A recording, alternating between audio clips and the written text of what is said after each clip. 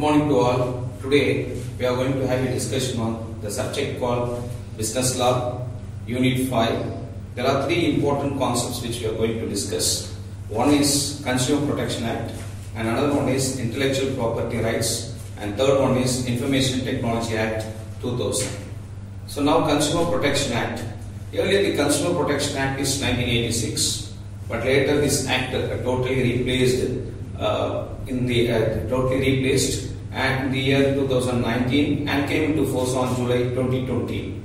So in the Consumer Protection Act 1986 provided there are totally three tier consumer disputes redressal machinery at the national level, state commission and district level forum. So totally national forum is there, then state commission is there, then district level forums are there. So three tier structure which is very much important, and as per Consumer Protection Act 2019 there are various salient features where they have enacted. One is Consumer Protection Council, another one is CCPA called the Central Consumer Protection Authority. Then in this Consumer Protection Act 2019 they made a dispute resolution process in a simplified way, so it is easy for the consumers, those who want to file a case in the consumer court, whereas at the same time they can be able to resolve the dispute in a simplified way. And the mediation, product liability, rules on electronic commerce and direct selling where they have included, and penalty for adulteration of products are superior goods also, which they have been enacted in the salient features of Consumer Protection Act 2019. Central Consumer Protection Authority, it is called a CCPA, Central Consumer Protection Authority. So this Central Consumer Protection Authority empowered to, there are various important features under this Central Consumer Protection Authority. One is they are having a right to conduct investigations into violation of consumer rights and institute complaints or prosecution. And not only that, order recall of unsafe goods and services, order discontinuance of any unfair trade practices and misleading advertisements which are happening in the country, and impose penalties on manufacturers, endorsers, publishers of misleading advertisements, and the Gazette notification for establishment of Central Consumer Protection Authority under publication, and the simplified dispute resolution process. The Consumer Protection Act 1986, okay, but what changes they made in the Consumer Protection Act 2019 in way of simplified dispute resolution process? The first one is deemed admissibility after 21 days of filing, empowerment of consumer commissions to enforce their orders. State commission and district commissions can now review their own orders. Appeals only on question of law after second stage. Ease of approaching the consumer commissions in the new Act of Consumer Protection Act 2019, and filing from the place of residence or work. It is an added advantage for the consumers, those who want to file a case. So they can be able to do the filing from the place of residence or work, and electronic filing, video conferencing for hearing. All these are the various additional features which they have been enacted in the Consumer Protection Act 2019 exclusively for the purpose of simplified dispute resolution process. And the next one is mediation. So mediation, it is called as alternate dispute resolution mechanism. The other way of resolving the dispute mechanism, only it is called as mediation. Reference to mediation by consumer commissions wherever scope for yearly settlement exists and parties agreed for it. If any of the parties where they have decided to go on with the settlement in a easy way, in that cases it is the consumer commissions.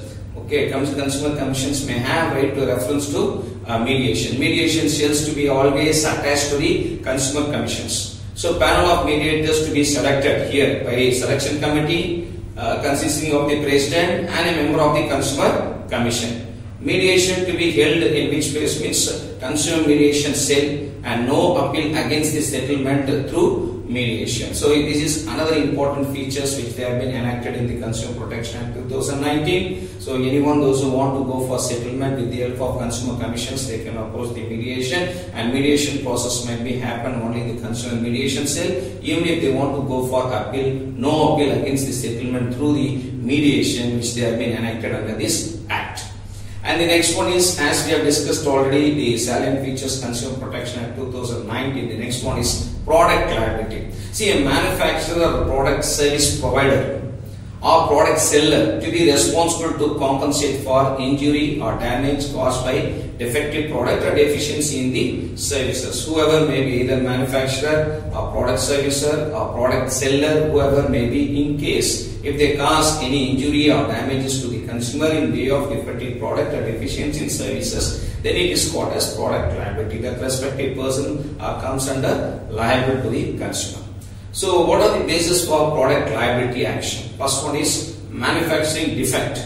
Second one is design defect or deviation from manufacturing specifications. What they have mentioned, the specifications which is totally deviated from the manufacturing, are not conforming to express warranty, failing to contain adequate instructions for correct use. So in many for the product the provider or else manufacturers or the service providers, they should give the certain instructions to the consumers how to use. But in case there are certain adequate instructions which are totally failed in order to use that specific product, even here it may be affect the consumer and it comes under the product liability. And the service provided faulty, imperfect or deficient. These are all the basis for product liability action. And the next one is benefits to consumers. So what are the various benefits to the consumers? Here, the single point of access to justice, which is time consuming. Additional shift executive remedies provided through, as I told, the Central Consumer Protection Authority. Now, already we have discussed one point, it is called as product liability. So, provision to deter manufacturers or service providers from delivering defective product or deficient services. In that cases, whereas any consumers ease of approaching the consumer commissions and simplification of adjudication process with the help of mediation, as it's a yearly disposal of cases can be happened through the mediation. There are various provisions for rules for new age of consumers issues, even e-commerce, electronic commerce as well as direct selling. There are various rules and regulations they have enacted in the Consumer Protection Act. One is general rules and Central Consumer Protection Council rules are important. Consumer Dispute Redressal Commission rules are important. Appointment of President and member in State Commission rules or District Commission rules. Mediation rules. Model rules for states and electronic commerce rules. So these are all which comes under rules. But what are regulations? Here Consumer Commission procedure regulations are there. Mediation regulations are there. Administrative control over the State Commission and District Commission. All these are all called as regulations. So earlier we have discussed about mediation, and then we have discussed about regulation, and then we have discussed about rules and product liability, and all these points which comes under only one heading is called as Consumer Protection Act 2019. And so far what we have discussed is called as Consumer Protection Act 2019, where we have discussed about the basic salient features, but they have given the importance to the Central Consumer Councils and the Central Consumer Protection Authority and the product liability as well as the mediations and the simplified adjudication process which we have discussed in detail. So only the basic information of the Consumer Protection Act 2019, which I have explained in what way these are very much important in order to protect the consumer, in order to raise their rights towards the consumer court. And not only that, when comparing with the Consumer Protection Act 1986, but in this Consumer Protection Act 2019, most of the places where they have simplified the procedure exclusively for the purpose of protecting the consumer. And the second one is Information Technology Act 2000, IT Act 2000, enacted on 17th May 2000. India is 12th nation in the world to adopt the Cyber Laws IT Act, is based on model law on e-commerce adopted by Institute. So what are the various objectives of Information Technology Act? To provide a legal recognition for transactions. The people, those who are doing any transactions, that which comes under only IT Information Technology Act.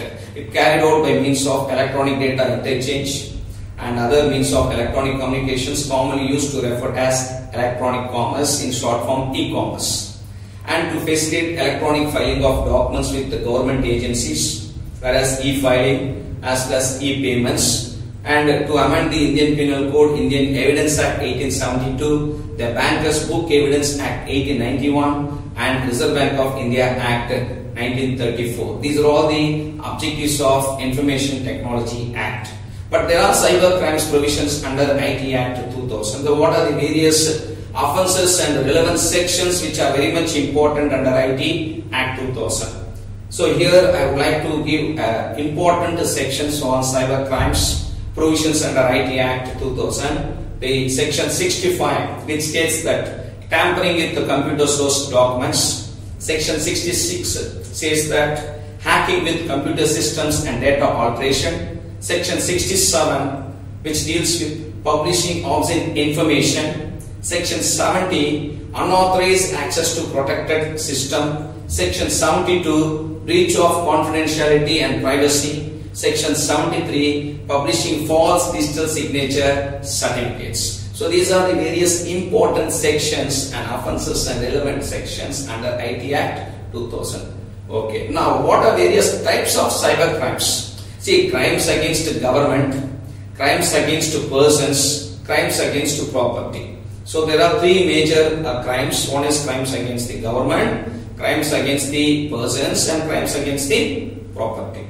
Now, in these three, there are various types of cyber crimes. Say, for example, cyber terrorism is there, cyber pornography, defamation, attacking the reputation of a person, sending the messages without having any proof or the evidence, and cyber stacking, section 509 Indian Penal Code 1860, sale of illegal articles, narcotics, weapons, wildlife, online gambling, intellectual property crimes, software, piracy, copyright infringement, trademark violations, theft of computer source code, email spoofing, forgery, phishing, and credit card frauds. All these are all comes under types of cyber crimes, but as I quoted, the types of cyber crimes which comes under three important. One is crimes against government, crimes against persons, and crimes against property.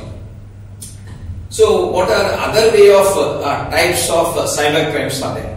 One is hacking, another one is information theft, email bombing, salamic attacks, denial of service attacks, Trojan attacks, and webjacking.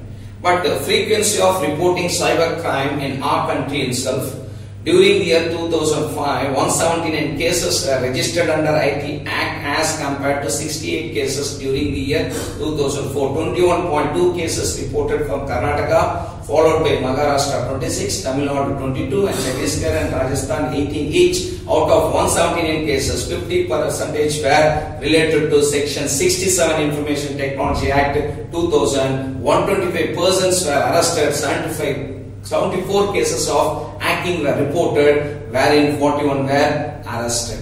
So just see here the frequency of reporting is just previous data, but as for the new data, even now if you have seen the cyber crime rates which goes on increasing, but at the same time one side what we are discussing the IT Act 2000, which is very much important in protecting the cyber crimes, but at the same time another side the cyber crimes also which goes on increasing. But these two to be maintained in a proper way. First of all, the awareness which is prevail among the people, in order to, the most important thing is, in case those who are involving any cyber crimes, the types of cyber crimes, they should know what type of punishment which will affect them. In what way this act, which is very much enacted with the serious offences against the people. So when they are knowing about more awareness about this Information Technology Act, there will be a chances in reducing the cyber crimes, especially based on the laws in our country.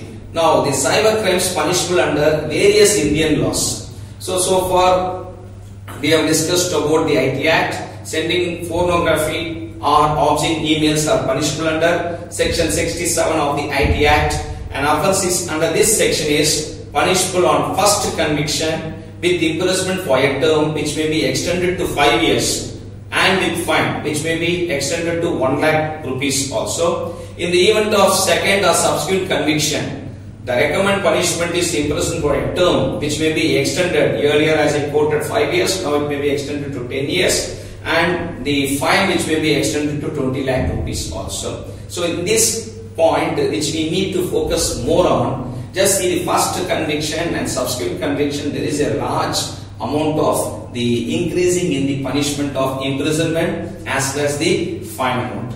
Emails that are defamatory in nature, punishable under section 500 of the Indian Penal Code 1860, which recommends an imprisonment of up to 2 years or a fine or both.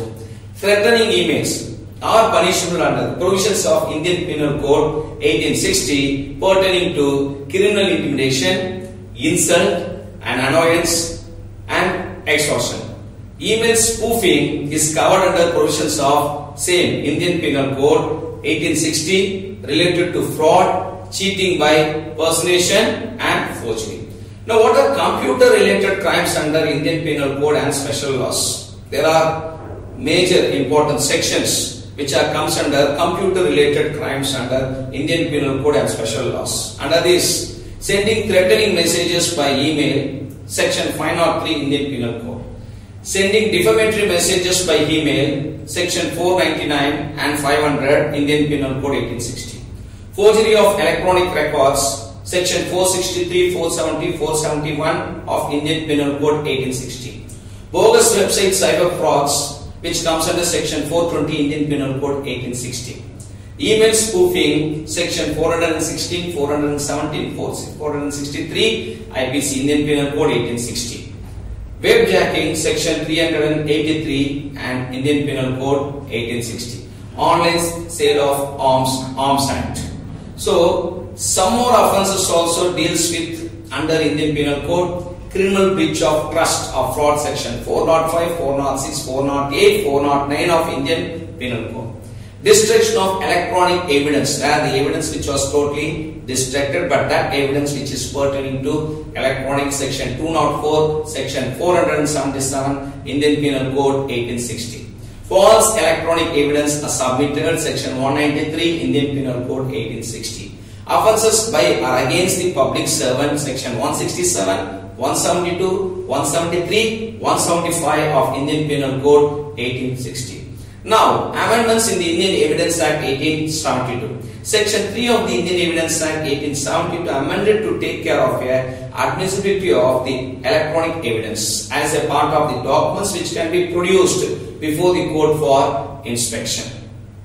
Now, so far what we have discussed is called as Information Technology Act 2000, whereas we have given the importance to cyber crimes and types of cyber crimes, what are the various types of crimes, and not only that, in what way if a person won't be involved in these type of crimes, what are all the sections which may be affect to him, not only in the IT Act and also under Indian Penal Code 1860 which you have discussed, and here I have quoted the most important sections, whereas each and every common person, those who are involving in the day-to-day life, whereas using in various transactions, that they have to know aware of the law as well as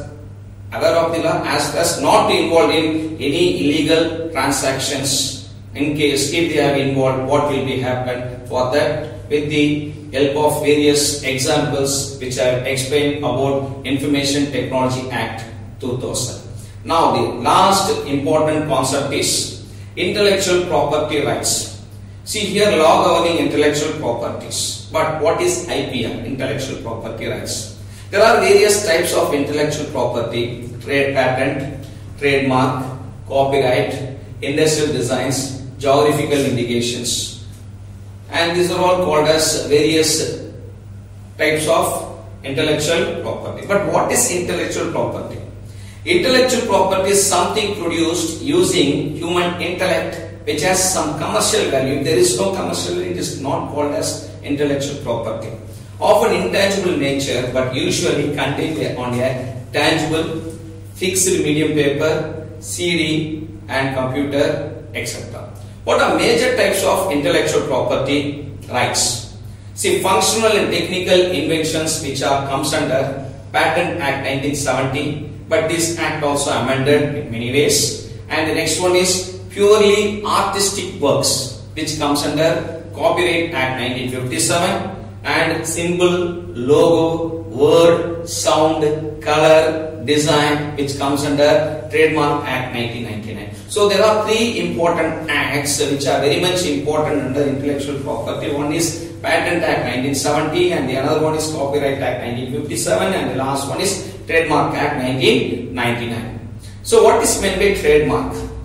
The name, logo, symbol, slogan, shape or color. So these are all called as, these are the which represent a product, which represents the product, then it is called as what? Trademark. Say for example, Coke bottle, name Coca-Cola, logo type will be there, and if any symbol, the shape and color, each and everything what they are going to represent with the identifying the product, then it is called as trademark. See, a recognizable brand, logo, sign, design, expression, word or combination of these which identify goods or services of a particular source, it is called as trademark.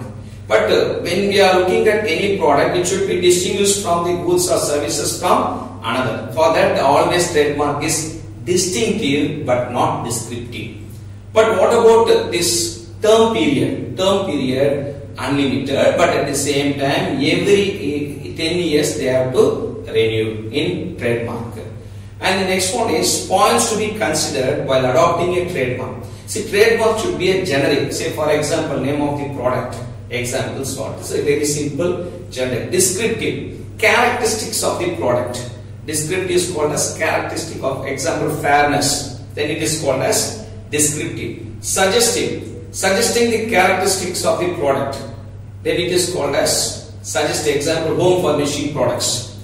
Arbitrary, popular vocabulary, no logical relationship to the goods and services. Say for example, BlackBerry. So there is no vocabulary and no logical relationship also.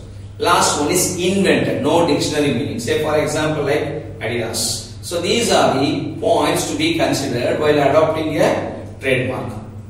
There are various classification of trademarks are there. So 45 different classes of trademark, 34 for goods and 11 for services they are included. Trademark in India were registered by Controller General of Patents, Designs and Trademark, which comes under the Ministry of Commerce and Industry, Government of India. So trademark are registered under which act? Trademark which are registered under Trademark Act 1999 and provide the trademark owner the right to issue for damages whenever infringements of trademark is occur. So whoever, those who are registered under Trademark Act, in case if someone is using this trademark, owner may have right to sue for damages when infringement of a trademark occurs. And the next most important act is Copyright Act 1957. The exclusive of assignable legal right given to the originator for a fixed number of years to print or to publish, to perform a film or record literacy, artistic or musical material. This is called as copyright. So what can be protected in the copyright?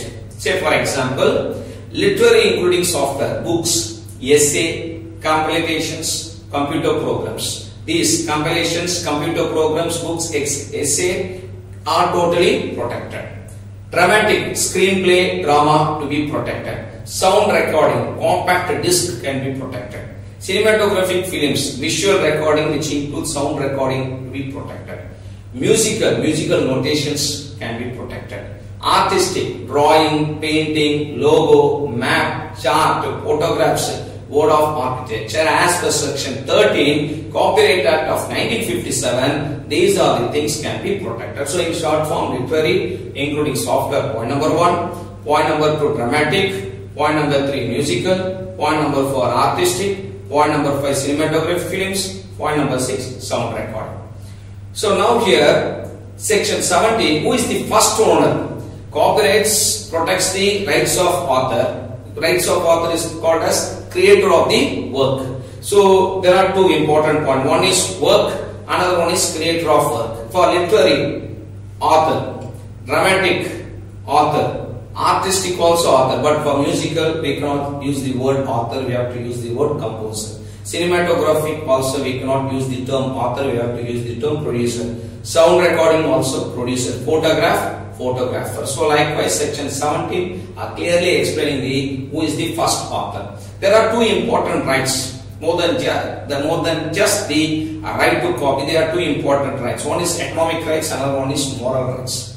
Economic rights means to derive the financial reward from the use of his works. Moral rights means to preserve the personal link between himself and the work is called as moral rights. So economic rights means reproduction, performance, broadcasting, communication, translation, adaptation, all these are all called as economic rights. Moral rights, authorship and integrity, the relationship authorship and integrity is called as moral rights. Now the other most important thing, Indian copyright law, first right in India 1914, now Indian Copyright Act 1957 with effect from 1958. Further amendments also which takes place in this Indian Copyright Act, and there are international conventions, the Berne Conventions 1886, international conventions, Universal Copyright Convention 1951, and last most important thing is TRIPS, Agreement on Trade Related Aspects of Intellectual Property Rights. So in India, Copyright 1957 is always compliant with these international conventions and treaties. So Berne Convention of 1886, and then the Universal Copyright Convention of 1951, and then TRIPS, Agreement on Trade Related Aspects of Intellectual Property Rights. Now what about the copyright period? Section 22 to section 29. The copyright lasts for 60 years from the beginning of calendar year and next of the following year. In case the death of the author, literary, dramatic, musical, artistic. Death of the author, then the first publication of the work. So cinematography films, sound recording, photographs and works of government and international organizations. In case broadcast reproduction right means 25 years. Performance right means 50 years. So likewise they are given the three important aspects. Broadcast reproduction right means 25 years. Performance right means 50 years. Copyrights last 60 years from the beginning of calendar year. In case the death of the author or first publication of the work, they are divided into two important concepts: literary, dramatic, musical, artistic, which comes under the death of the author; cinematography films, sound recordings, photographs, works of government and international organization, which comes under the first publication of the work. So what are the remedies for copyright infringement? Someone used the copyright of yours. So what are the various infringement? There are two types of remedies. One is civil remedies, another one is criminal remedies. As for civil remedies, injunction and damages, accounts and delivery of infringing copy. What about the criminal remedies? Imprisonment 6 months and maximum 3 years. Fine amount the 50,000 and which may be extended to 2 lakhs. So there are two types of remedies. One is civil remedies, another one is criminal remedies, and last one is Patent Act. So what is meant by patent? Patent means invention. It's an invention. It's very much important. Invention means a new product or process involving in an inventive step capable of industrial application. So first one is invention. Product or process is important. Involving in what step? Inventive step. And third one is industrial application. So these three are very much important. But at the same time, the application to be passed with three important criteria. One is novel, non-obvious and useful. So what is a patent? The inventor or assignee may having an agreement. It's a techno-legal agreement, but this agreement may be for 20 years and it's satisfied with three important conditions. Novelty is important, inventive step is important, and industrial applicability is very much important.